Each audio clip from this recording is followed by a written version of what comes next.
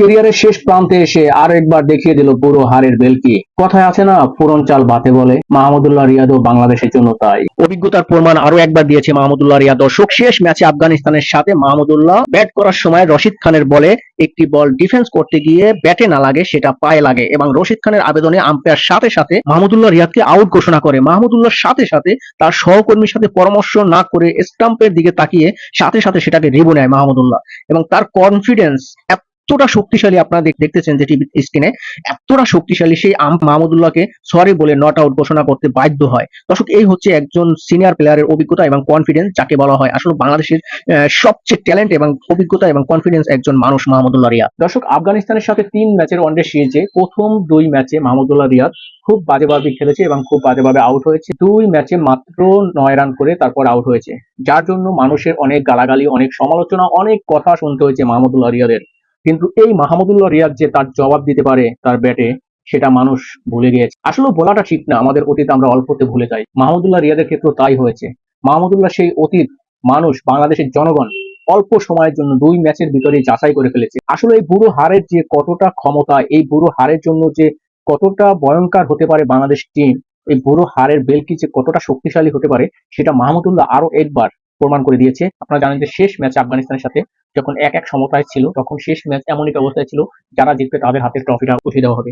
সেই ম্যাচে বাংলাদেশ প্রথমে ব্যাট করে এবং বাংলাদেশ একটা সময় বিপদের দিকে চলে যায়। মাত্র 57 রানে 4টি উইকেট হারায় বাংলাদেশ। তারপরে মাঠে আসে মাহমুদুল্লাহ রিয়াদ এবং মেহেদী হাসান মিরাজ ক্যাপ্টেন। সেই মেহেদী হাসান মিরাজ এবং মাহমুদুল্লাহ রিয়াদ যে খেলাটা বাংলাদেশকে দিয়েছে, আমরা ম্যাচ হেরেছি, সেই ম্যাচ আমরা হেরেছি, কিন্তু মাহমুদুল্লাহ রিয়াদ এবং মেহেদী হাসান মিরাজ, যদিও মেহেদী হাসান মিরাজ যে ওয়ানডে সিরিজ ছিল, সেই ওয়ানডে সিরিজটা আসলে সেই রকমের খেলে নাই। সে ম্যাচটা ধরে রাখার চেষ্টা করেছে যাতে অল্প সময়ে অল আউট না হয় বাংলাদেশ। সেই জন্য মেহেদী হাসান মিরাজ 119 বলে 66 রান করে আউট হয়েছে মেহেদী মিরাজ, এবং মাহমুদুল্লাহ রিয়াদ 98 বলে 98 রান করে তারপরে আউট হয়েছে শেষ বলে। যদিও আউট না হলেও পারতো, হয়তো মাহমুদুল্লাহ রিয়াদ সিক ছিল, অসুস্থ ছিল। আপনারা দেখছেন যে সেদিন এই দিনটিতে মাহমুদুল্লাহ রিয়াদ এক রকমের মাঠে বসে যুদ্ধ করে তারপরে কিন্তু খেলেছে।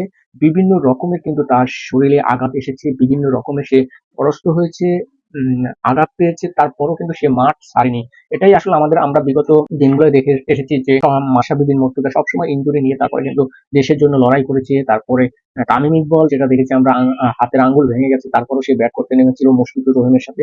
এবং মুশফিকুর রহিম যে লোকটি আসলে সবসময় ঠিক ব্যথা, আঙ্গুলে ব্যথা থাকে, সবসময় সে ইনজুরিতে থাকে, তারপর সে দেশের জন্য সে সবসময় যুদ্ধ করে গেছে এবং খেলে গেছে। ঠিক তেমনি মাহমুদুল্লাহ রিয়াদ সেদিন বিভিন্ন রকমের ঠিক হয়েছে, বিভিন্ন রকমের ব্যথা পেয়েছে, তারপরও সে মাঠ ছাড়েনি। দেশের জন্য, দলের জন্য সে সর্বোচ্চটা দিয়ে খেলেছে এবং তার প্রমাণ আপনারা দেখেছেন যে 98 বলে 98 রান করে। তো এই মাহমুদুল্লাহ রিয়াদকে নিয়ে আমরা যারা সমালোচনা করি, কটূক্তি করি, গালাগালি দিই, বকাঝকা করি, আসলে আমাদের সবাইকে, দর্শক যারা আপনারা দেখতে পাচ্ছেন, আপনাদের সবাইকে বলবো, দেশ প্রিয় মানুষকে বলবো, যারা একজন খেলোয়াড়কে নিয়ে গালাগালি দিই, বকাঝকা করি, একটু চিন্তা করে, একটু ভেবে তারপরে আমরা যাতে গালাগালি করি, বকাঝকা করি। দেখুন, একটা ম্যাচ একটা লোকে খারাপ খেলতেই পারে, 2টা ম্যাচ খারাপ খেলতেই পারে, একটা মানুষের জন্য একটা খারাপ সময় আসতেই পারে, খারাপ সময় আসে। তো আমরা যারা মাহমুদুল্লাহ রিয়াদকে নিয়ে যারা সমালোচনা করব, যারা গালাগালি করবো, তারা অবশ্যই আমরা আমাদের জায়গা থেকে, আমাদের অবস্থান থেকে যাতে কথা বলি। কারণ মাহমুদুল্লাহ রিয়াদ আমাদের দেশের জন্য, এই বাংলাদেশের জন্য, বাংলাদেশের ক্রিকেটের জন্য অনেক কিছু দিয়েছে এবং এখনো দিচ্ছে। এবং আফগানিস্তানের সাথে শেষ ম্যাচও দিয়েছে, সে 3 ওভার বল করে সে মাত্র 7 রান দিয়েছে।